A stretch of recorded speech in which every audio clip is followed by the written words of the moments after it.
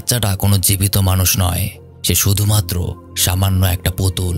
আর এই হলো সেই ব্যক্তি যে এই পুতুলগুলো তৈরি করে। কিন্তু তার পুতুলের সাথে মেশানো থাকে কালো জাদু, যেন তার ক্রেতারা এটাকে পুতুল নয় বরং তার কাছের মানুষ রূপে দেখতে পায়। তার টার্গেট হলো সেই সকল ক্রেতা যারা নিজেদের মৃত কাছের মানুষগুলোকে আবার জীবনে ফিরে পেতে চায়। তেমনি আজকে তার ক্রেতা হলো জেসি নামের এই মেয়েটা। এক দুর্ঘটনায় সে তার ছেলেকে চিরতরে হারিয়ে ফেলেছে, কিন্তু সে কখনো মানতেই চায় না যে তার ছেলে এখন আর বেঁচে নেই।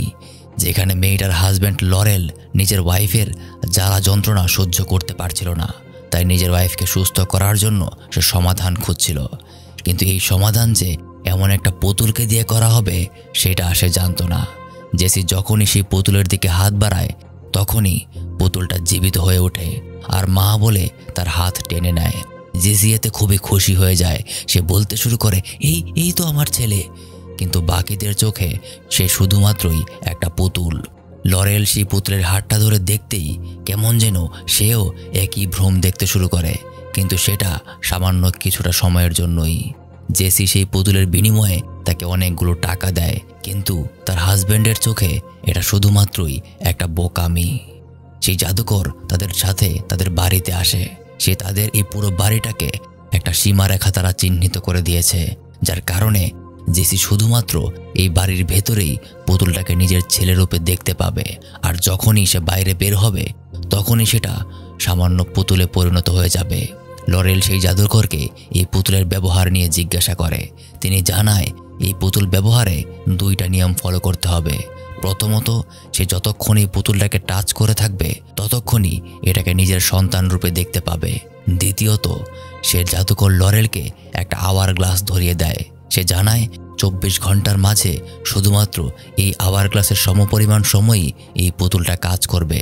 সময় ফুরিয়ে গেলে তাকে আবারও কফিনের ভেতর ভরে রাখতে হবে। লরেল প্রশ্ন করে, যদি এর ব্যতিক্রম হয় তাহলে কি হবে? জাদুকর তাকে সাবধান করে দেয়, এই পুতুলের ব্যবহার ভিকটিমকে যতটা শান্তি দেবে এর ভুল ব্যবহার ততটাই ভয়ানক হয়ে উঠতে পারে, তাই সাবধান। এই বলেই জাদুকর চলে যায়। এভাবে কয়েকটা দিন চলে যায়। ধীরে ধীরে যেন তার স্ত্রী এই পুতুলের প্রতি আসক্ত হয়ে পড়েছে। এমনকি এই পুতুলের ব্যবহারের যে সময়সীমা দেয়া হয়েছিল সেটাও সে মেনে চলতে পারেনি, যার পরিণাম হিসেবে জেসি এখন আরও মানসিকভাবে ভারসাম্যহীন হয়ে পড়তে শুরু করে। সময় পার হয়ে গেলে সেটা আবারও পুতুল হয়ে যায়, কিন্তু জেসি তখনও সেই পুতুলের সাথেই পড়ে থাকে। তাকে খাওয়ানোর চেষ্টা করে, এমনকি ধীরে ধীরে সে পাগল হতে শুরু করে। লরেল তাকে বারবার বোঝানোর চেষ্টা করে, কিন্তু সে বুঝতে চায় না। তার সাথে জোর জবরদস্তি করে লরেল এই পুতুলটাকে কফিনে ভরে তালা দিয়ে রাখে, কিন্তু এটাই ছিল তার সবচেয়ে বড় ভুল।